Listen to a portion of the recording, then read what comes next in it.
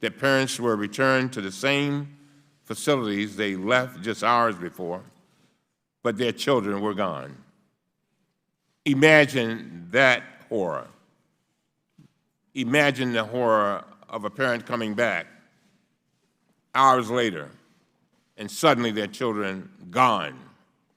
Third, the nightmare of child separation continues.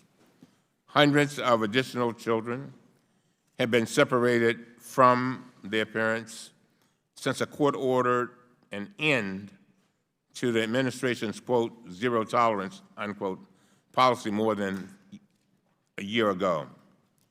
At least 30 children separated under that policy remain separated today, despite the court's order to reunite them with their families or place them with sponsors. And so, overall, the evidence shows that the administration's policies are causing the problems at the border, not helping to resolve them. The administration is detaining thousands of people who do not need to be detained and are not required to be detained. The policies are contributing to massive overcrowding, which is aggravating conditions, draining supplies, endangering the health and safety of both detainees and government personnel. And so I am looking forward to our witnesses today. And today, my hope is that we can agree on several basic points. Anyone in the custody of our government, especially a child, must be treated humanely and with respect. Children should not be separated from their mothers or fathers unless there is a true need for it. And our government must meticulously track both children and their parents so they can be reunited or placed with sponsors as quickly as possible. And to the members of the committee and our witnesses, I hope that we all, as we go through this hearing, will ask one basic question. My favorite saying is, our children are the living messengers we send to a future we will never see. And I ask you to ask us of ourselves the question, how are we sending these children into their future? How are we sending them? And another question, would you allow this for your own child? Would you allow it? And so this is, again, this is our watch, and I'm looking forward to us doing everything in our power to make sure that we are living up to those values as a nation. Now, there will be discussions of things that may have happened in the past. This is our watch right now. These kids are suffering right now. And with that, I yield to the distinguished ranking member, Mr. Jordan. Thank you, Mr. Chairman. What we're going to hear from Democrats this morning is astonishing. Will be truly astonishing. For months, they declared there wasn't even a crisis on the border. Senator Warren said a fake crisis at the border is fear-mongering of the worst kind, and we're not falling for it. But weeks later, Democrats sure have changed their tune. Chairman just recently said Congress cannot ignore the humanitarian crisis at the border. For years now, Republicans have been warning about the crisis and working hard to find solutions, and all the while Democrats have denied there was even a problem.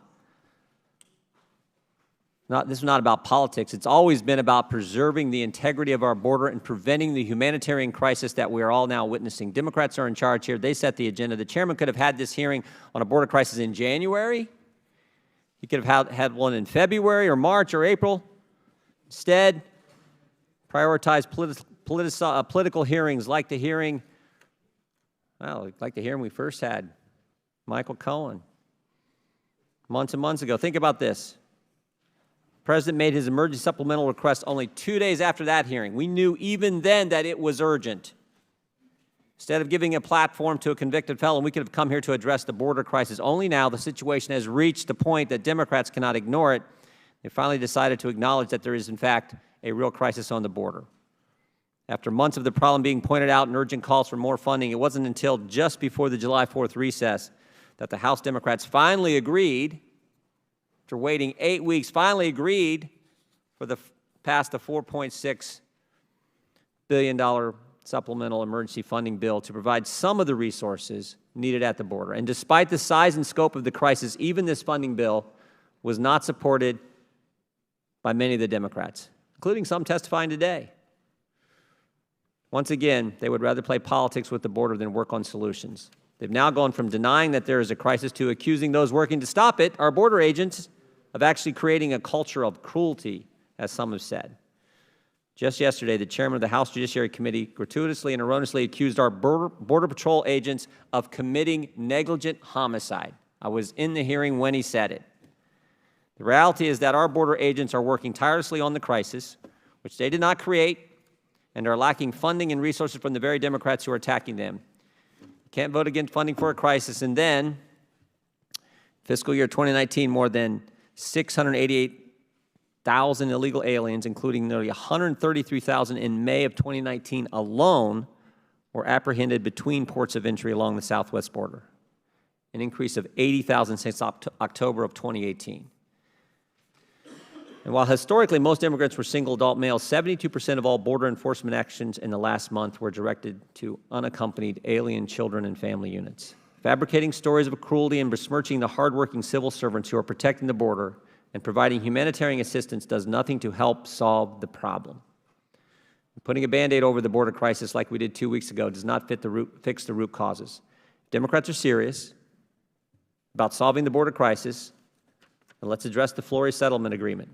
Let's address asylum loopholes and the other statutory and judicial constraints that incentivize aliens to make a dangerous journey to the United States.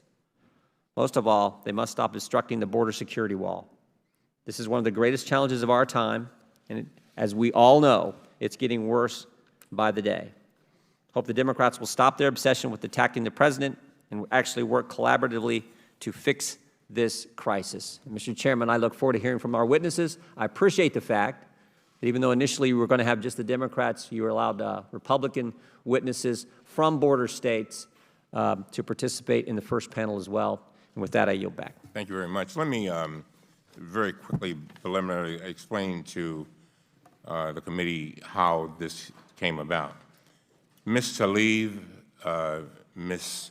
Ocasio-Cortez, and Ms. Pressley contacted me over 2 weeks ago, and they made it clear that they wanted to go down to the border to observe as a committee, more of a committee assignment. I told them, go, and they decided they wanted to go and see for themselves. And I thank you all for doing that. Ms. Escobar helped make the arrangements, and it was her district, so that was. But I wanted them to come back to the committee and tell us what they observed. I welcome anybody who has gone down there and seen whatever you may have seen, so that the Congress, I think, can be sensitive to what's going on so that we can do something about it. And so for this panel, we invited, we will not have, to the panel, we will not have questions, and we also won't have exchanges among the witnesses. Mr. Chairman, point of information, if I might. Yes. Yeah, you indicated they went down. So was this a Codell from this committee? Because I was not invited or was not even aware that we were doing it. I'm going to answer you briefly, and then we're going to move on to these witnesses. No, it was not a Codell. They called me inquiring as to how it could be a Codell, and I told them, you're going to have to go on your own MRA. Okay? Yeah, but I don't know that our own MRA qualifies to actually do that. However they did it properly. Am I right, ladies? They did it properly and within ethical rules, okay? All right. They took it upon themselves. We should applaud our members, even the Republican members who have visited these facilities concerning their interests, taking time for what would normally be their times in their districts and taking care of their families. They decided to go down there. Let's applaud them as opposed to, I'm sorry. I'm sorry. I told you not to disrupt. I didn't mean it like that, but you get the picture. But anyway, let's move on. Mr. Chairman, will you yield for one? I'll yield, yeah. To Mr. Meadows, The appropriate procedure, and we're following that with a codel that we are taking this afternoon, is to get an invitation from the member's district where you want to visit. And upon having that invitation, you normally have to wait 2 weeks in order to get the Border Patrol to accommodate you. And if they followed that, which I'm sure they did, that is how they were able to make that trip. I yield back. I've got to move on. Thank you all. Now, if to all members, if you have pictures or exhibits, we are more than willing to see them, but we ask that you please use them only during your testimony and then take them down. You will each have 5 minutes, and we will be happy to include in the record any additional materials you would like to submit. For each of you, the committee would like to know which specific detention centers you visited, when you went there, and what you personally witnessed while you were there. What I am going to, and we have to keep in mind that we've got a vote coming up at around 11, so it's my hope that we'll get all of you in before the vote. But to the members, to all members, after the vote, I'm coming back here to hear from our other witnesses. We have a very important panel coming after this panel, and I will be here till midnight if I have to be, because I think it's just that urgent. And so I'm going to begin with our Republican representatives. Representative Andy Biggs from Arizona. Thank you very much for being with us. Thank you, Chairman Cummings and Ranking Member Jordan. Members of the committee, I thank you for allowing me to testify before you today. I represent the 5th Congressional District of Arizona, which is a suburb of Phoenix, which is about 100 miles from the border. But I grew up in southern Arizona. I've traveled extensively in Mexico and been to our southern border many times. And I regularly visit the border today even. In the past few months, I have visited a CBP holding facility in Yuma, an ICE facility in Arizona, including that detention center is run by a private concern that is required to comply with federal regulations. I've led 2 groups of congressmen to the border and invited colleagues from across the aisle to come as well. When I led a group to the border a couple months ago, we were briefed by agents about the extent of human trafficking, and we learned about an 11-year-old girl that I'm going to call Maria today to protect her privacy. Agents learned that there was a human trafficking hub in South Carolina, moving directly from Yuma across to South Carolina. That's a long way to go. Working with DEA, ICE, and local law enforcement, agents located a small house that was the headquarters of a cartel affiliate. They were surprised to find Maria. They didn't know about her, or the 2 small boys that she was required to take care of by the cartel affiliate. They had been separated from their families when their parents allowed them to be taken by human trafficking cartels to create a fake family unit in order to get more favorable treatment when the adults they were placed with by the cartel traffickers crossed our border. Maria and the 2 little boys were intended to be taken back by human cartel smugglers to be used again to create a fake family unit.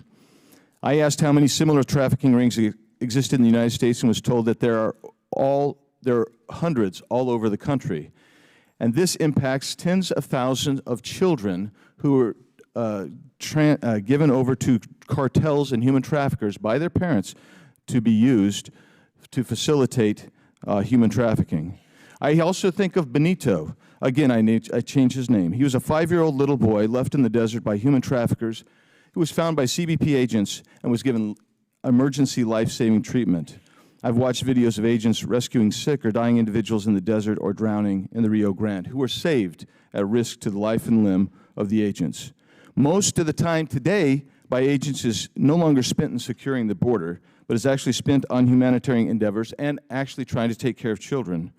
Family separation for angel families like Steve Ronnebeck, whose son Grant was murdered by a multiple deportee, or Marianne Mendoza, whose son Brandon was killed by a multiple deportee, are 2 families permanently separated who live in my district. I visit regularly ports of entry and the vast open tracts between the ports. I speak to line agents, local law enforcement, residents on the border, and I visit facilities.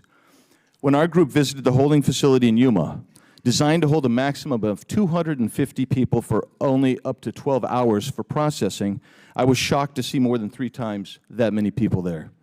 CBP had made makeshift arrangements to try and meet the conditions. People were crammed in. They were out on the patio area. They were in the parking lot.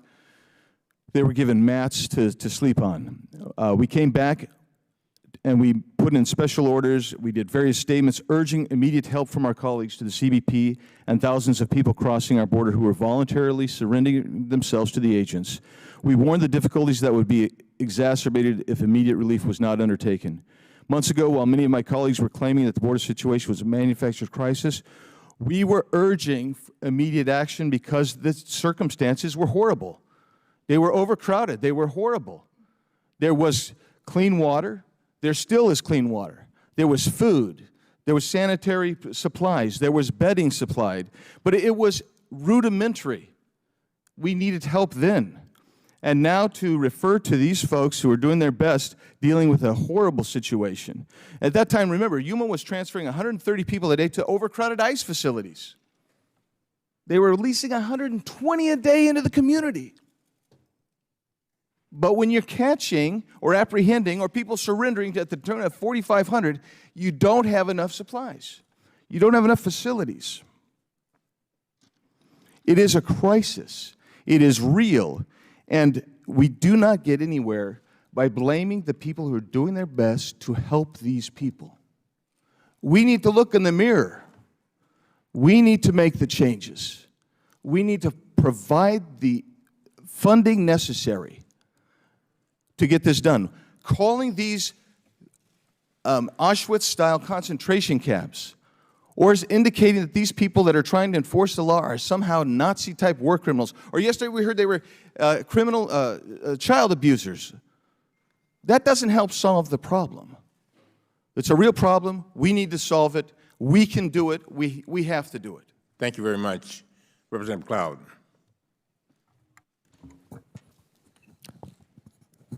Thank you. Thank you, Mr. Chairman, Ranking Member, and thank you for the opportunity to share the story of those of us who live in border states and have experienced this humanitarian and criminal crisis for decades. First of all, I'd like to thank the men and women of the Border Patrol and Immigrations and Customs Enforcement for their continued service to this nation. Many of them are veterans who view this job as a way to continue their service to our great nation. Many have served overseas to preserve our freedom on the front lines and defending our borders at home. They view as a way to continue their service back home. Many of them realize, the men and women serving, realize that protecting the homeland and defending our border by fighting back against the corrupting influence of cartels is just as important to the communities and families across this nation as fighting overseas. Wednesday marked the one-year anniversary from when I was sworn into office. What I've learned in a year is that many members of Congress would rather talk about a problem than actually fix it.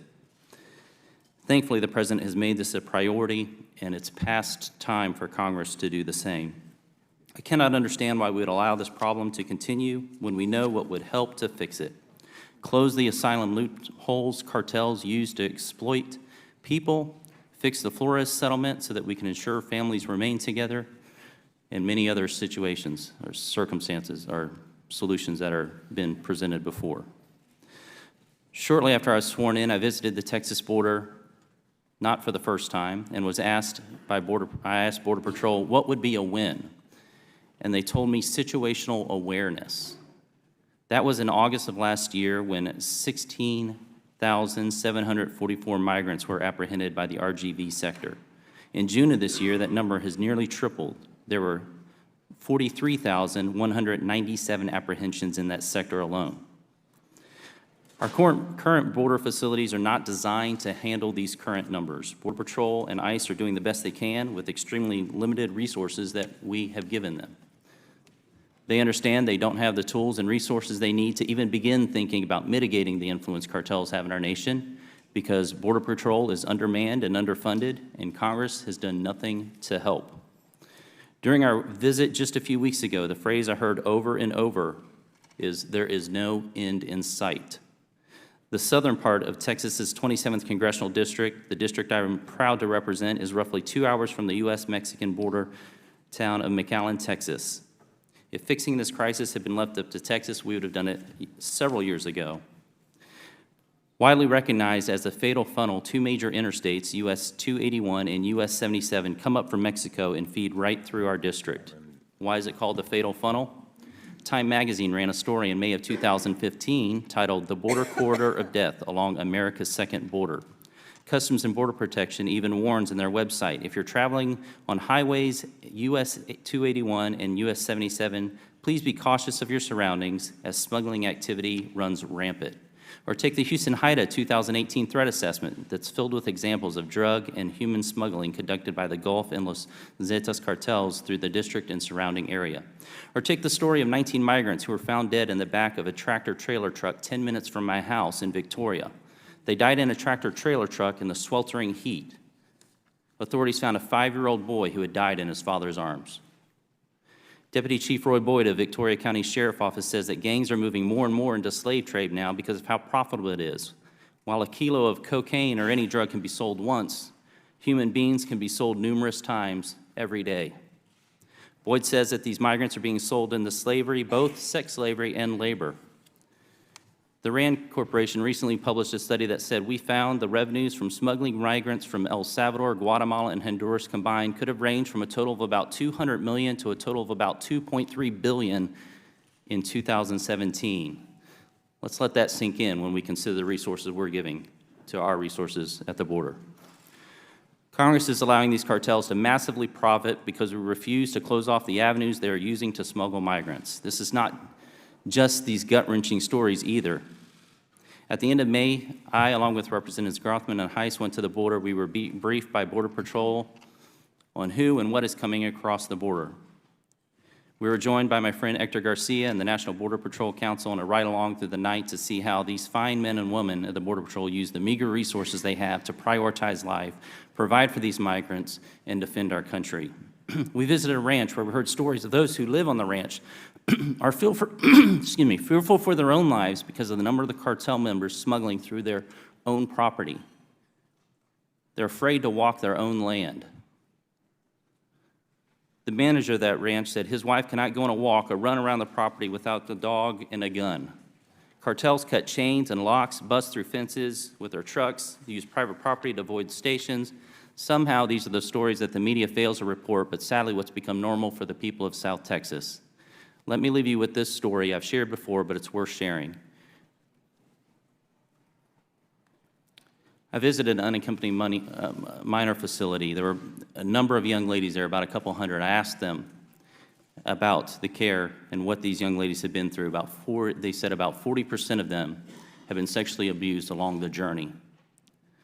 This is the tragedy we've allowed to metastasize while many in Congress spent months claiming this was a fake, manufactured crisis. Real compassion would have been for us to do something about this and have the wisdom and foresight to avoid the situation that we've seen over the last couple of weeks, instead of implementing policies that enable what the cartels are doing. Thank you very much, Mr. Scott. Representative Cloud. Representative Blisco, and welcome to our committee. Thank you, and good morning.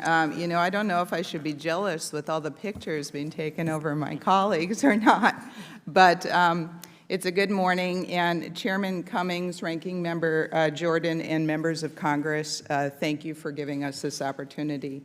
You know, sometimes I feel, have you ever seen a movie where they have parallel universes, where you're in one world in this situation, you're in another world in this situation? Well, that's what I feel like we're in, quite honestly. In some of my Democrat colleagues' worlds, they seem to think that all of a sudden, out of the blue, thousands of illegal immigrants showed up at the border and are just oblivious to the year-long calls by Republicans and some Democrats for years for immigration reform, knowing that our loose immigration laws are what's incentivizing people to come here and what's causing the crisis. In my world, what I believe is the real world, the crisis has been mounting for years.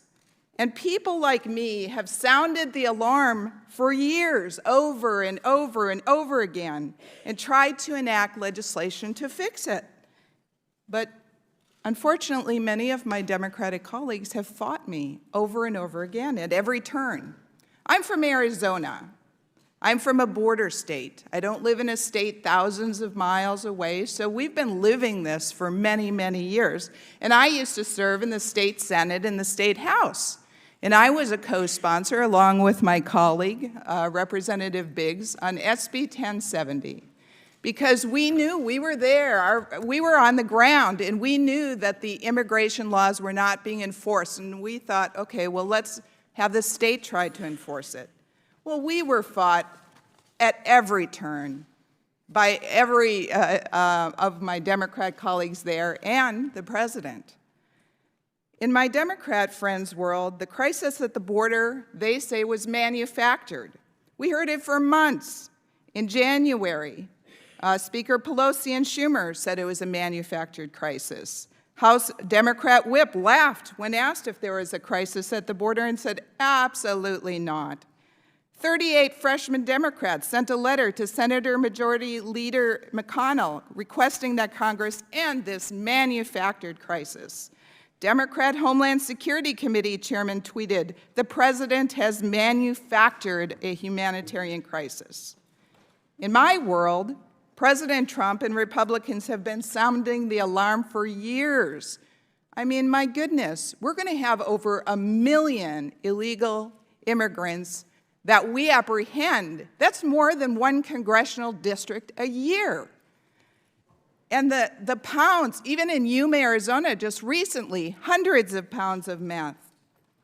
And last year, Republicans led 2 immigration bills that we thought were a compromise, where it gave DACA recipients legal status in one of the bills. Another of the bills, it gave DACA recipients a pathway to citizenship. But not one of my Democrat colleagues voted yes, not one single one. Unfortunately, in my Democrat colleagues' world, in judiciary yesterday, I am a member too. I heard over and over again how CBP are child abusers. And one member, one of my colleagues, said, oh, they're getting treated worse than prisoners of war. I mean, really. Let's get down to the business of solving the problem. And I encourage everyone to watch a video by Tucson Sector Border Chief Patrol Agent Roy Villarreal. And the video shows clearly that there are supplies in the detention centers. And this whole issue about drinking out of the toilet is wrong. No one drinks out of a toilet. No one is being asked to drink out of a toilet. There's a combined unit where at the top you have drinking water, and the Border Patrol chief drank the water. They're not drinking out of toilets. So please, American public, there's no one asking people to drink out of toilets. We really need to solve the root of this problem. We need to get to the base of it, and I call on my Democrat colleagues. We're all passionate about this issue. Let's actually solve the root of the problem, work on legislation together. Let's get this done. And I yield back. Thank you very much. Representative Roy. I thank the chairman. Thank you for holding this hearing and allowing us to give us the time to testify this morning. As many of you know, I represent Texas 21, Austin, San Antonio. The southwest edge of Texas 21 is about 95 miles from the border of Mexico. I've toured facilities multiple times in my career as a lawyer for the Senate Judiciary Committee, as a federal prosecutor, as a staffer for Governor Perry, as the first assistant attorney general, and now as a congressman. I've been to the border multiple times, and it didn't just come recently putting on a show in front of fences for the media. It's come over a career of trying to figure out how to secure the border and do our job. My chief of staff went to the border this last Saturday, down to Clint, to go to the facility after hearing all of the horror stories.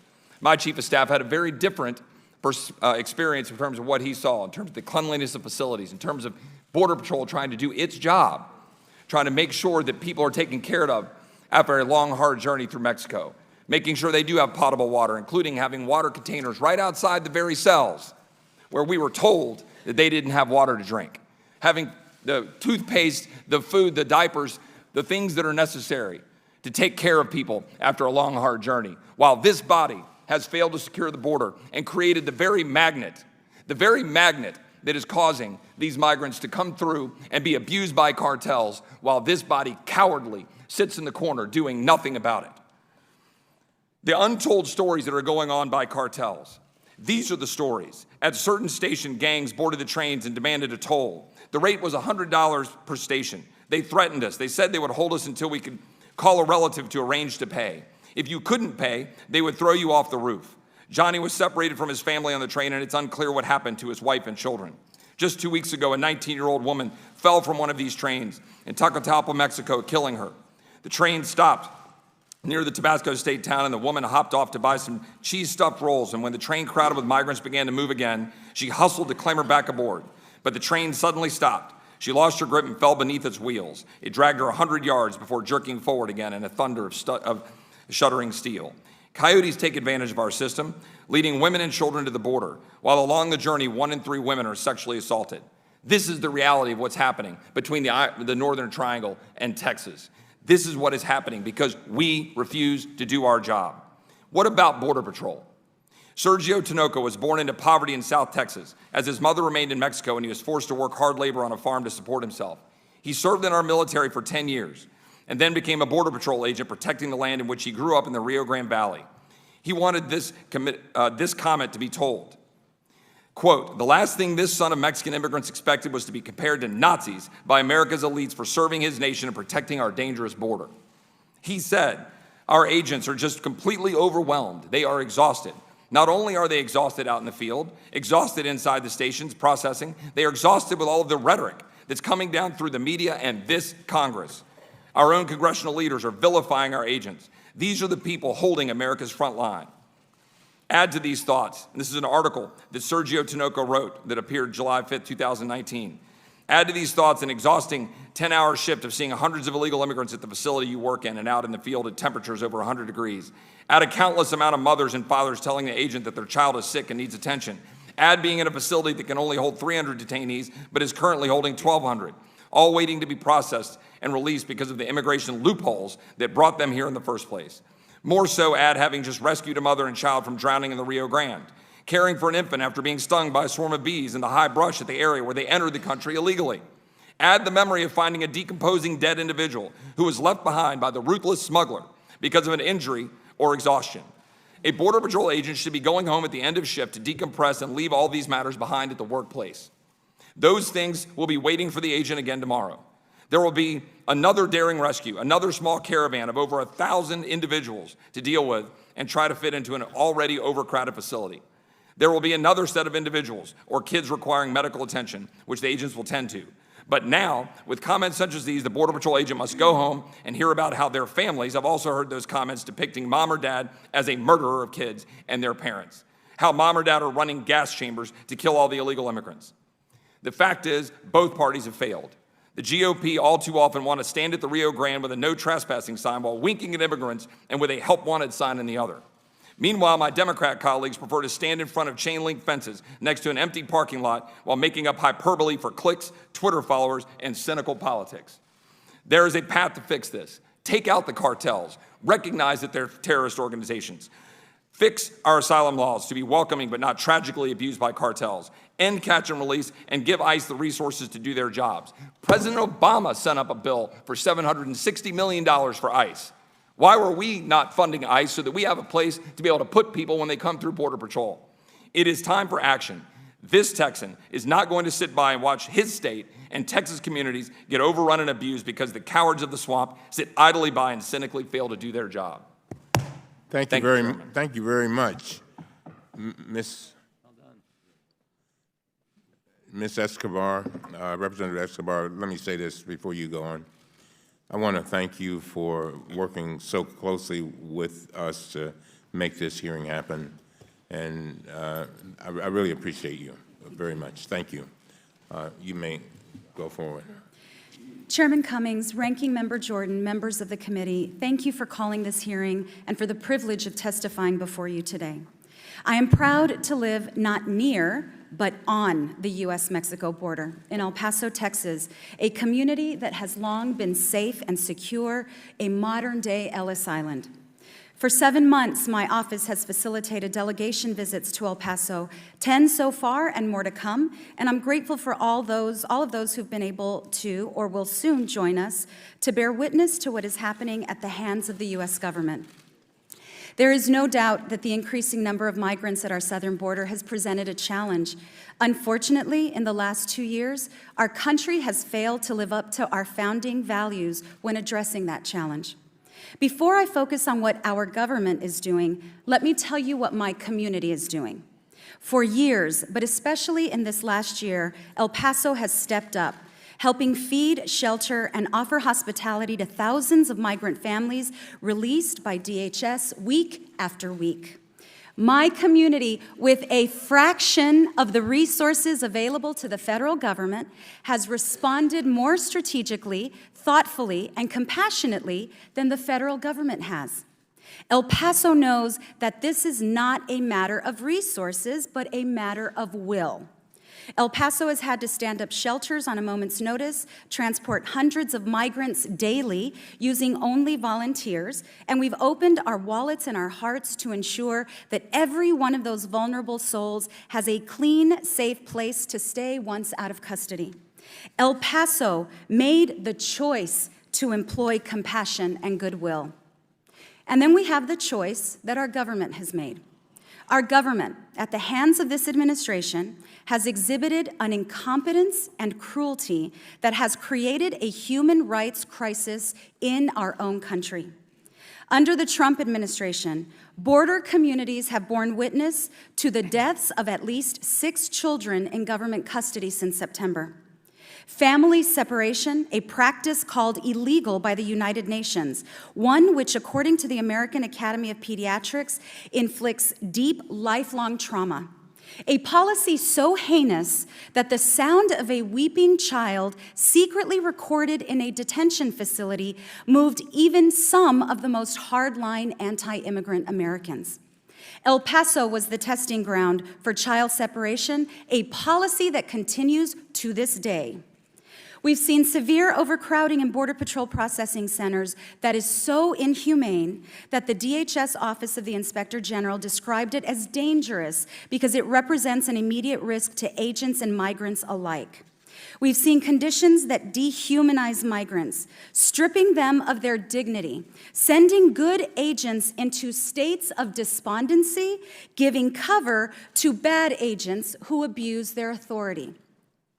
There is long-term detention in ICE facilities where, in my district, a group of men requesting asylum who had been detained for nearly a year became so desperate they went on a hunger strike.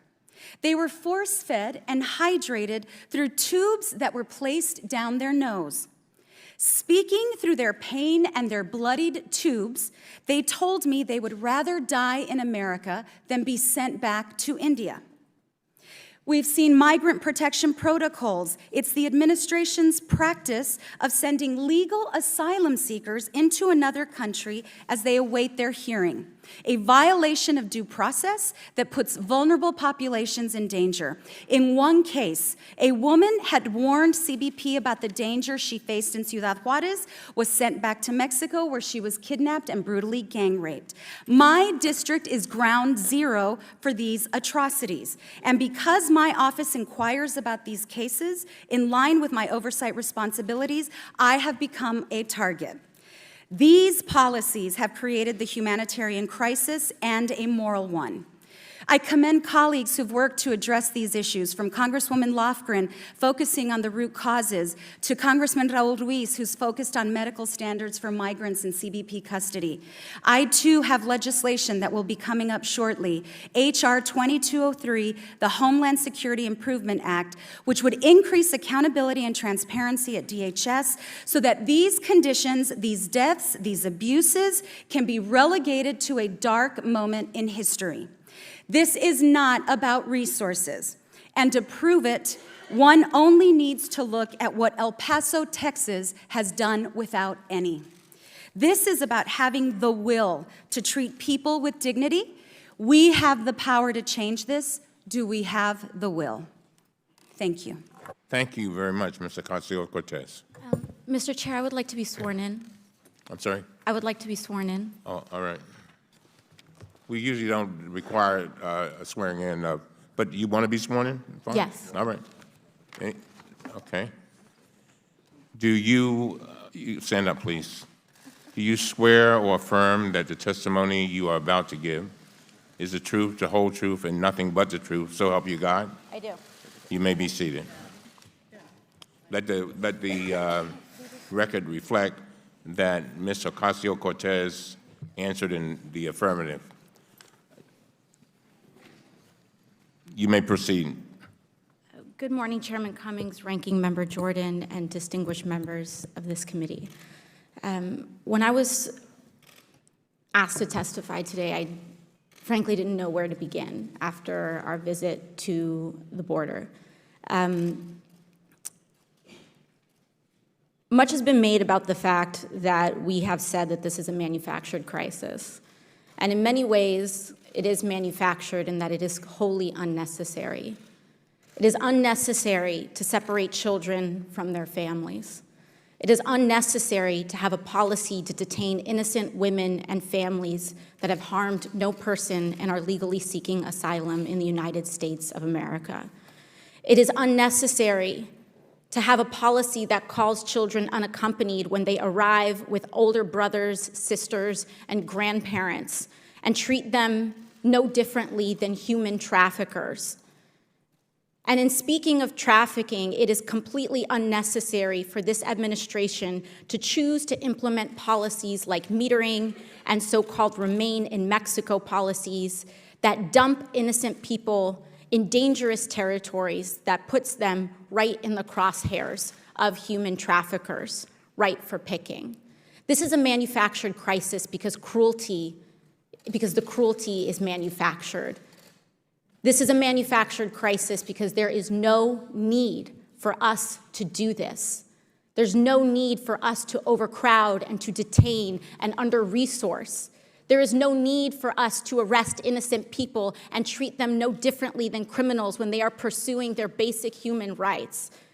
Much has been made about CBP agents in this hearing as well, and this is not their fault. And in some respects, in many respects, I agree, because it is a policy of dehumanization implemented by this executive administration, laid at the feet of Stephen Miller, that creates a tinderbox of violence and dehumanization where hurt people hurt people. I would like to seek unanimous consent to submit the records of the names of 17 women I met during my trip to the border. I think one of the reasons, and what has been spoken of, is that there's two different universes, and it feels like we're speaking in two different worlds. And one of the reasons for that, I believe, is because when we took our tour of the border, one of the first things that we were told was that we were not allowed to speak to the migrants, that we were not allowed to have contact with them, that we shouldn't. And this was given for reasons of, quote, their safety or reasons for the expediency of the tour. And after we entered and after we were asked to surrender our cell phones at the beginning of the tour, we went in, and one of the CBP officers, after that morning, it being revealed by ProPublica, which I would also seek unanimous consent to submit to the record. While it was revealed by ProPublica, a secret Facebook group where CBP members were planning to harm or encouraging harm of myself and Congresswoman Escobar, as well as mocking the deaths of migrant children. Into that environment, we walked into this facility. We were asked to surrender our phones and be guarded by the people without a guarantee that no one there was in that Facebook group.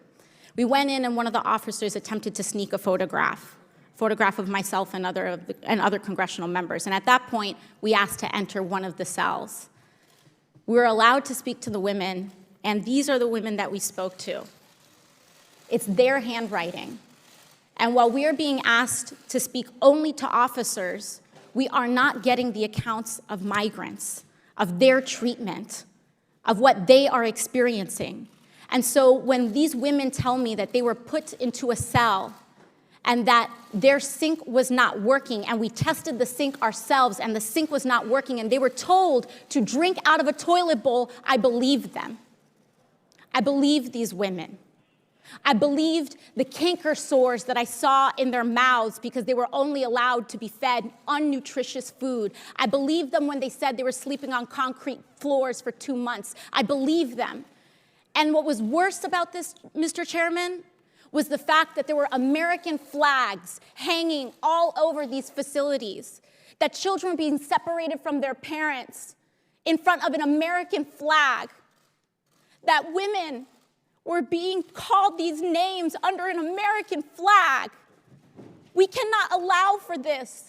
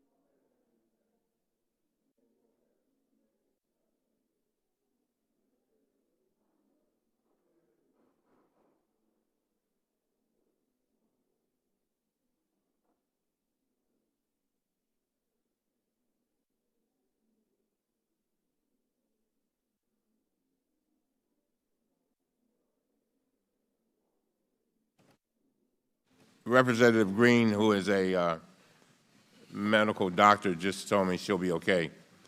Thank you, Representative Green. I really appreciate it. It's good to have a doctor in the House. Amen. Miss, since I interrupted you, I'll give you 30. I'm sorry. We'll give you a minute to wrap it up. Thank please. you, Mr. Chair. And I know my time was wrapping up at that time. So and again, we have to make sure that, and over again, when we spoke to these folks, whether it was agents, whether it was HHS officials, oftentimes they said the thing that we need most is not resources, we need policy change. So we need to change our metering policies. We need to change our detention policies. We need to change our policies on who we call unaccompanied. And that is one of the key areas, in addition to changing our policy on foreign affairs, on investment, on being an equal partner in Latin America and the Western Hemisphere. Thank you very much. Thank you very much. Ms. Tlaib, again, I want to thank you for your phone call about 2 weeks ago when you wanted to pull together things to get down there, go down to the border. Thank you very much. You have now 5 minutes. Thank you so much, Chairman, honorable members of the committee. Thank you all for this critically important hearing today, and shukran, which means thank you, Chairman Cummings, for always creating a space for us in this committee. From the first week, you said we give you new energy. I hope that's still the case. So thank you. By allowing us to testify before this committee and enter what we observed and experienced in our visit to El Paso border on July 1st to the CPP Station 1 and the camp into the congressional record. I appreciate that responsibility and not picking on the president, but holding this administration accountable. First, no one is illegal. That term is derogatory now because it dehumanizes people. You can say any other forms of maybe coming in without regulations or so forth, but the use of illegal is disrespectful, and I ask my colleagues to try in so many ways to not dehumanize our immigrant neighbors that are trying to come in for a safe haven. Mr. Speaker, while working at human service and community advocacy organizations, I learned early on that to truly bring power to the table, to see what is at stake, you have to bring people in the room who can't be here. So I'm asking for Jacqueline, who was age 7, from Guatemala, who died from sepsis while in our care. She was the same age as my son when I heard about it. Mr. Speaker, we do have a crisis at our border. It is one of morality. As we have seen this current strategy unfold, intentional and cruelly created by the Trump administration, dead set on sending a hate-filled message that those seeking refuge are not welcome in America, in our America, and that the rule of law, human rights, will not protect him here. Instead, Mr. Chairman, it's a dangerous ideology that rules our nation right now. I've been so deeply haunted by the unforgettable image of a 4-year-old boy coming up to me through a glass door of a cell he was in with a number of other children, asked me in Spanish where his papa was, and slid a very small board to me so I could write something on it. It was like a dry board. I'm not sure what he needed before an agent asked me to stop engaging him. Chairman, again, bringing those who can't be here into this room, I asked my colleagues to see a drawing from one of the children in the cages, in the cells, up there, and I want you to not look away. I ask you and beg you not to look away. But the suffering in these illegal and immoral camps isn't just limited to those children. Something I learned, Mr. Chairman, is that I was able to travel to Clint, Texas, and meet face-to-face mothers, fathers, grandparents who are suffering, ripped away from their families, not knowing if they ever see their children and loved ones again. I won't forget the father from Brazil who held on to his son with tears in his eyes as he told me in English he just wants his son to be an American boy. He said he was with his wife, his 8-year-old daughter, and teenage boy in a tent-like space outside of Station 1. He said he's been there for 4 days.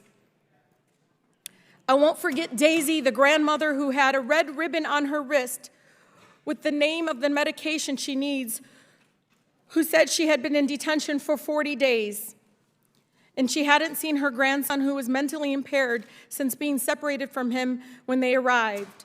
I wonder every day where she is now and whether or not she's hungry. The fear in their eyes won't be forgotten, Mr. Speaker, but the suffering in these illegal camps cannot be forgotten. Imagine traveling thousands of miles in grueling and dangerous conditions because you have no other option only to be separated from your family, from your children, thrown into overcrowded cages, denied a shower, toothbrush, and yes, Mr. Chairman, drink water out of a toilet if you're thirsty.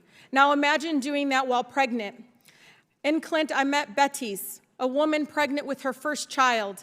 She smiled at me, and I instantly connected with her. She had a pink hoodie on, and I instantly just went towards her. Even though they told us not to talk to anybody, Mr. Chairman, I couldn't not go to somebody that's smiling at me. And I said, hello, and she said hello in English. And I love that she felt confident to speak to me in the broken English. And she said, she found out, I said, how long have you been here? She said 27 days. And she said, I'm with a child. And she glowed. She was so happy because she had not known she was pregnant until she came here. But by showing up, Mr. Chairman, she is free now. The following day, she is free now, and we are following the asylum process, and she is now at home. I spoke to her last week. She's so happy. She said, you will be part of my family forever. Mr. Chairman, it needs to be noted into record. I spoke to CPB agents, even though they told us not to speak to them too. Remember that? And I said, what do you think we need to do because you guys are overwhelmed? They said, one of them, stop sending money, it's not working. Another one said, I wasn't trained for this. I am not a social worker. I am not a medical care worker. He actually said, I want to be at the border. That's what I was trained to be at. The last one, Mr. Chairman, the separation policy isn't working, he said. He knew about the separation policy that he was enacting. CPP morale is one of the lowest among law enforcement agencies, Mr. Chairman. Since between 2017 and 2018, we had a high of 100 agents committing suicide. That needs to be put in record. The dehumanization is not only with those families, but it's also with the agents that we've had told to do this to these families. Thank you, Mr. Speaker. Thank you. Thank you very much. Thank you very much. Ms. Pressley. Chairman Cummings, Ranking Member Jordan, and colleagues of the committee, thank you for the opportunity to testify here today. I believe that it is both our opportunity and obligation as members of Congress to shed light on injustice and to lift the voices of the unheard. Make clear that I don't say the voiceless. Every person has a voice, but our institutions do not always listen. So today, I do not speak on behalf of anyone, but I make space for the stories our nation so desperately needs to hear in this moment. Mr. Chairman, I cannot unsee what I've seen. I cannot unfeel what I experienced. I refuse to.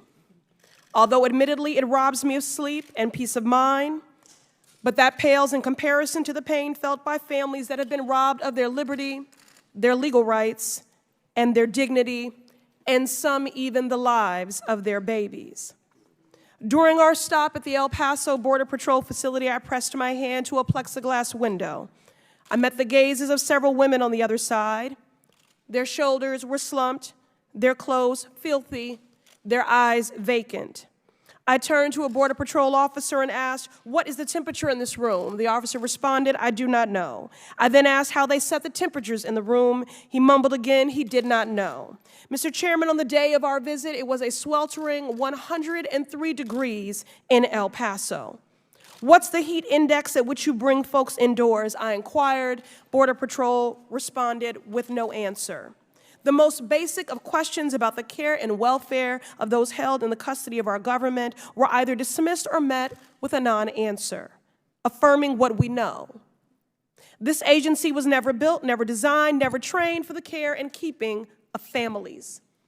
These families need trauma supports, caseworkers, clean water, adequate and nutritious food. Instead, they have received a level of degradation we should be ashamed is occurring on American soil. Once we realized we were not going to get the answers we needed from CBP officers, my colleagues and I pushed our way through a doorway to speak directly with a group of approximately 10 to 15 women who were detained in a small room. These women held thin blankets. They sat on the cold concrete. They had tears in their eyes, and as we walked in, relief and release as they collapsed at a sign of compassion. My colleagues, Representatives Kennedy and Ocasio-Cortez, translated the women's stories as quickly as they could. I held the hand of a woman who heaved sobs as she explained her deep fear that at any moment she could fall to the floor in a seizure. She's an epileptic, and the medicine she relies on had been confiscated. And in fact, she feared that by telling that truth, she would experience retaliation after we left, and her medication would continue to be withheld. I spoke to another woman who wept in my arms, crying for her baby. She didn't care to know my name. She didn't care to know who we were. She simply craved compassion. She wanted to be treated like a human being. She asked me if she deserved to be treated like this, if they deserved to be treated like dogs. Each had survived a treacherous journey, overcoming tremendous obstacles. And while I'm not fluent in Spanish, Mr. Chairman, I want you to understand that there was no barrier to understanding in that room. We speak the universal language of pain, of a mother's love, of justice. These women are not voiceless, Mr. Chairman, but they are cruelly and criminally unheard. Not today. Today, Congress has an opportunity to listen and to act. After everything these women have endured, fleeing violence, deep poverty, sexual violence, domestic abuse, they arrive at the crest of this nation only to be torn apart from their babies and thrown in cages for seeking asylum, a legal right, a human right. And in spite of all of that, they believe so fiercely in the promise of this nation. Mr. Chairman, on that concrete floor sat women with a deep and abiding love for a nation that had known only as a captor. In spite of the abuse and adversity they had endured, all they desperately wanted to do was to hold their babies and have this nation give them a chance to make a credible fear claim, a chance to make it to a court date, a chance to make the case that they would work so fiercely to make this nation their home, just as generations and generations before them have done. They begged us for forgiveness, Mr. Chair. What will we say to this generation of children and parents we imprisoned for seeking safety? we should be the ones begging for forgiveness. All they want is one more chance to make their way, to protect their families, to live, and I do not know what is more American than that. Thank you very much. I want to thank our entire panel, all of you, for laying out the case, what you have observed and your opinions. I really appreciate the way you've done it. We are now going to move to the next panel. Again, thank you all. And we're going to, how long? That's it.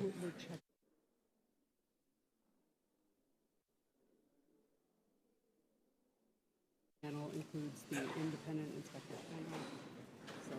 To the members, the vote is expected at around 11:35. So we're going to start up the second panel as soon as they get seated. That'll be in about 2 or 3 minutes.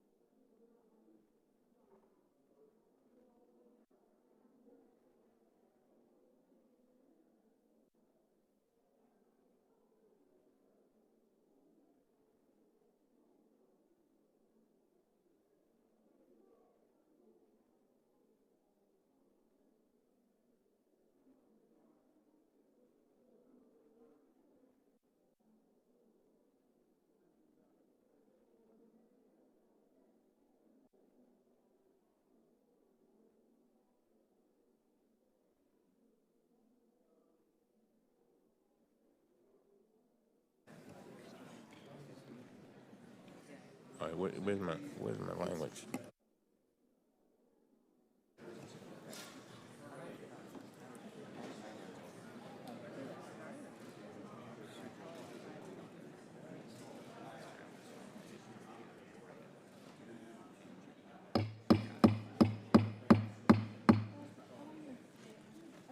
We'll now come back to order. This panel includes the independent inspectors general who have personally inspected these facilities, written detailed reports, and provided photographic evidence of their findings. Jennifer Costello is the Acting Inspector General, Department of Homeland Security. Ann Maxwell is the Assistant Inspector General for Evaluation and Inspections, Department of Health and Human Services. Alora Mokorje? Yeah. Sorry. You.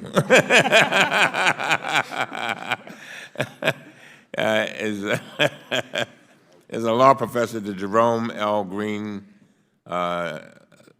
Clinicals at Columbia Law School. Jennifer Nutter is the Policy Director, Young Center for Immigrant Children's Rights.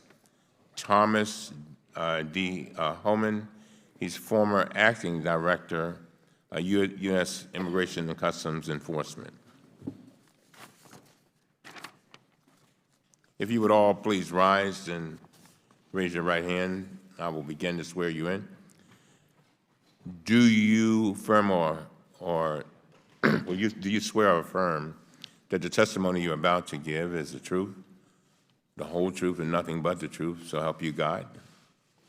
Let the record show that the witness is answering in the affirmative. And thank you. You may be seated. I let you know that the microphones are sensitive, so please speak directly into them. Without objection, your written statement will be made a part of the record. With that, Inspector General Costello, you are now recognized to give an oral presentation of your testimony. Again, before you start, we may not get through all of you, but we're going to do the best we can with what we got.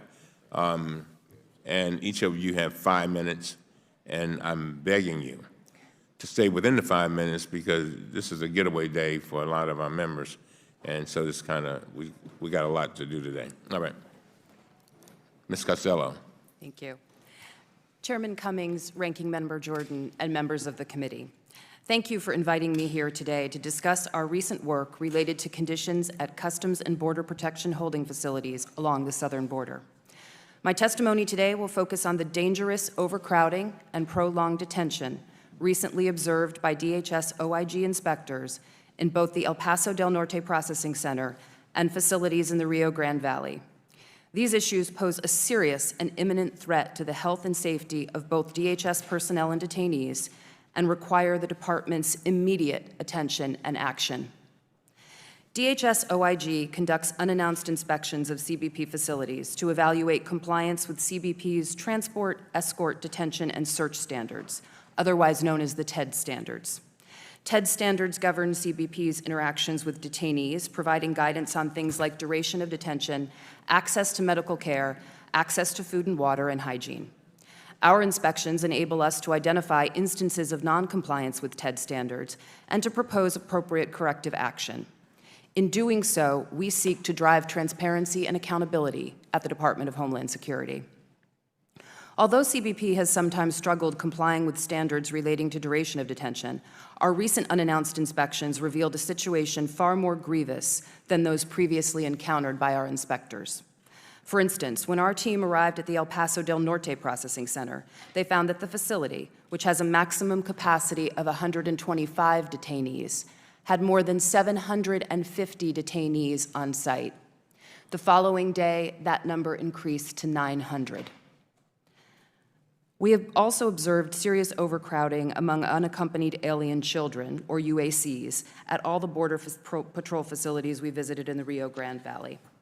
Additionally, we found that individuals, including children, were being detained well beyond the 72 hours generally permitted under TED standards and the Flores Agreement. For instance, at the Centralized Processing Center in McAllen, Texas, many children had been in custody longer than a week. In fact, some UACs under the age of 7 had been in custody for more than 2 weeks. Under these circumstances, CBP has struggled to comply with TED standards. For instance, although all the facilities we visited in the Rio Grande Valley had infant formula, diapers, baby wipes, and juice and snacks for children, 2 facilities had not provided children access to hot meals as required until the week we arrived. Children at 3 of the 5 facilities we visited had no access to showers, limited access to a change of clothes, and no access to laundry facilities.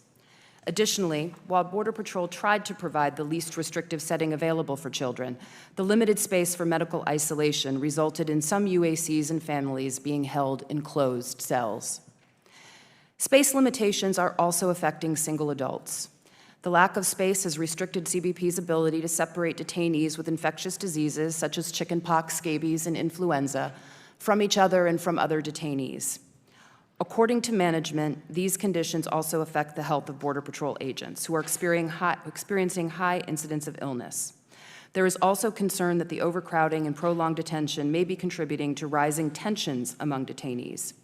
A senior manager at one facility in the Rio Grande Valley called the situation, quote, a ticking time bomb. Despite these immense challenges, we observed CBP staff interacting with detainees in a professional and respectful manner and attempting to comply with standards to the extent possible. Notwithstanding their efforts, Border Patrol requires immediate assistance to manage the overcrowding in its facilities. CBP is not responsible for providing long-term detention to detainees. Therefore, CBP facilities like those we visited are not designed to hold individuals for lengthy periods of time. However, with limited bed space at ICE and HHS facilities nationwide, detainees are left in CBP custody until a placement can be arranged in a long-term facility. In its response to our management alerts, DHS described the situation on the border as an acute and worsening crisis. Our observations comport with that characterization, and that is why we have called on the department to begin immediate action to remedy the situation. Although DHS has asserted that it has reduced the number of UACs in custody in the last few weeks, we remain concerned that it is not taking sufficient steps to address the overcrowding and prolonged detention we observed, particularly with respect to single adult detainees. We will continue to monitor the situation at the border and have already begun new work aimed specifically at identifying the root causes of some of these issues. We hope this work will assist the department in addressing these challenges. In the meantime, DHS leadership must develop a strategic, coordinated approach that will allow it to make good on its commitment to ensure the safety, security, and care of those in its custody.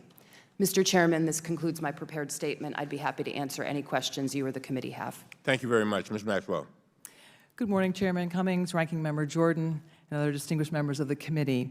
Thank you for the opportunity to discuss OIG's work focused on the health and welfare of children in HHS care. To protect the vulnerable is a core part of our mission, and as such, we have been conducting oversight of HHS's Unaccompanied Alien Children program for the past decade. This program provides immigrant children that have been referred to HHS with temporary shelter, care, and services before releasing them to sponsors in the U.S. to await their immigration hearings. This past summer, over 200 OIG staff fanned out across 9 states to visit 45 HHS-funded facilities.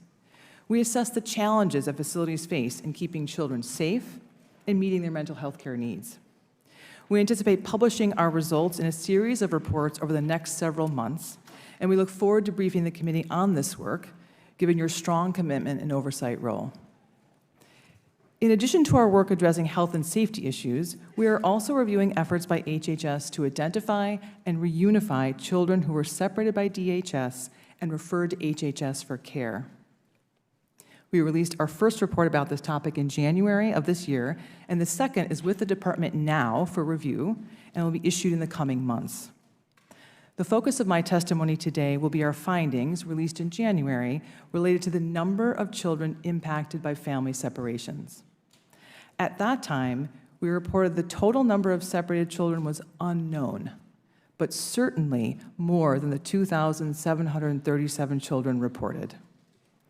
A lawsuit that required public accounting of separated children only covered children that, 1, were separated from a parent, and 2, were still in HHS custody as the date of the court order, which was June 26, 2018.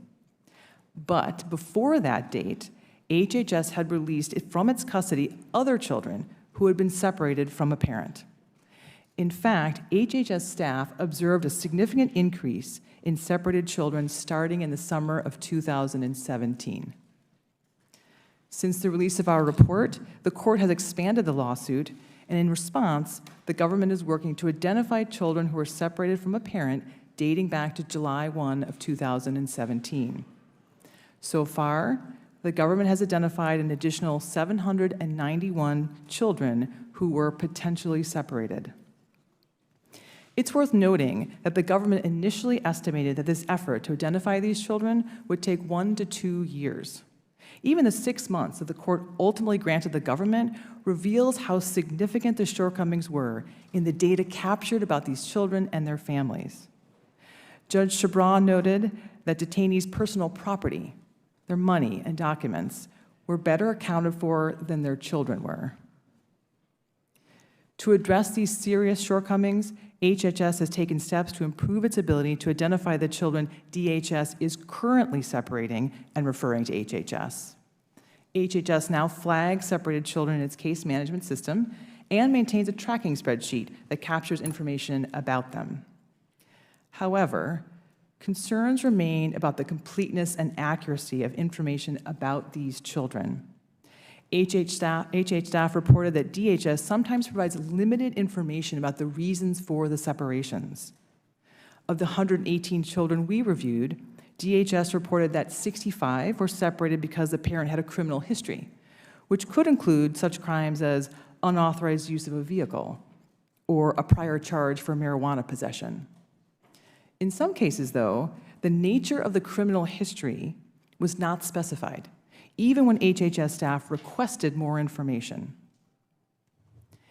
Incomplete or inaccurate information about separated children, including the reasons for separation, impact HHS's ability to make placement decisions that are in the best interest of each child. According to HHS staff, not all criminal histories would prevent a child from being released back to their parent. In conclusion, we strongly encourage HHS and DHS to look for opportunities to improve communication and data about separated children to minimize the ramifications associated with these separations. We can do better by these children, and we must. Thank you to the Congress for providing the OIG with additional resources to augment our important work in this area. I look forward to discussing our work with you today and to future conversations when our ongoing work is completed. Thank you. Thank you very much. Ms. Mukherjee. Thank you, Chairman Cummings, Ranking Member Jordan, and distinguished members of the committee for having me here today. I am a clinical professor of law at Columbia Law School and director of the Immigrants' Rights Clinic. For the last 12 years, I have been working with families and children detained along our southern border. Over the last 5 years, I have spent more than 1,000 hours in immigration detention facilities, hundreds of them interviewing families and children. All of my work has been on a pro bono basis. I was at the Clint CBP facility last month, interviewing children as a monitor for the Flores Settlement Agreement. My colleagues and I interviewed nearly 70 kids. I want to share with you what I heard, what I saw, and what I smelled. At Clint, I saw children who were dirty. They could not wash their hands with soap because none was available. Many had not brushed their teeth for days. They were wearing the same clothes they had on when they crossed the border, clothes that were covered in nasal mucus, vomit, breast milk, urine. Multiple children had a strong stench emanating from them because they had not showered in days, and they were wearing the same clothes. They could not even change their underwear. Because of the smell it was hard for me to sit close to some of the children while we spoke. Children were hungry. Children were traumatized. They consistently cried, and some wept in their interviews with me. One 6-year-old girl, detained all alone, could only say, "I'm scared, I'm scared, I'm scared," over and over again. She couldn't even say her own name. I couldn't help her. I had to return her to the guards. Not being able to do anything for her broke my heart. Children were sick. They were coughing, they had fevers, they had snot running down their faces. There was a flu epidemic and lice. Children as young as 8 years old were required to take care of even younger children who were strangers to them. Guards would bring in the little ones and demand, "Who's going to take care of this one?" We met a girl tasked with caring for a 2-year-old who did not have a diaper on. "He never speaks," she reported. "He peed in his pants and all over the chair during a meeting with us." The youngest child I met with at Clint was 5 months old. At CBP facilities last month, my colleagues found a newborn detained for 7 days, a 2-year-old detained for 20 days, and an 8-month-old detained for 3 weeks. While I was at Clint, I met a teenage boy who had been separated from his mother 16 days earlier. He was extremely worried about his mama. He did not know if she was still alive. When we asked, CBP confirmed that he had in fact been separated from his mother and that his mother had been released from custody days earlier. I helped to arrange a phone call so this mother and child could speak with each other. They wept with relief. Before that day, no efforts had been made to reunite that child with his mother. No efforts had even been made to identify him as a child who had been separated from his parent. At Clint, I met a 6-year-old boy who I will never forget. He was tiny and he hardly spoke. When I asked him if he was at Clint with anyone, he began to sob nearly inconsolably for an hour, nearly an hour. Through his sobs, he managed to say that he had a brother. I had to break out of my role as a lawyer. I let him sit on my lap. I wiped his tears, I wiped his nose, and I rubbed his back. And I teared up too. Here was a child, the same age as my son, stuck in a hellhole. A lawyer for CBP saw us both. Eventually, a guard brought him a lollipop as an incentive to take him back to his cell. I pleaded with CBP counsel to please prioritize appropriate care for this child. Later that day or the next day, CBP counsel informed me that they would release him and reunite him with his brother. Why didn't that happen sooner? What would have happened if I didn't meet with him that day? What is happening to hundreds and thousands of other children like him? Along our southern border, today and every day, children are being forcibly separated from their parents and other family members as a result of cruel policy choices made by this administration. For many of these children, the government makes little or no attempt to reunite them with their family members. Our team demanded a tour of Clint and visits with the sickest children who were in the quarantine. CBP banned us from both. Why wouldn't CBP allow us in? We are authorized by the federal courts to monitor immigration detention centers where children are being held. I was and I remain shaken to my core by what I witnessed at Clint. I have 3 children of my own.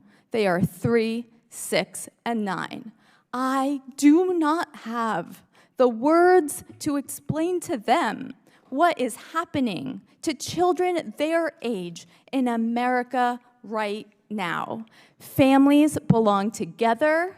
Children belong free and with their loved ones. That is what is required by our Constitution, by our federal laws, and by our basic humanity. Thank you very much. Thank you.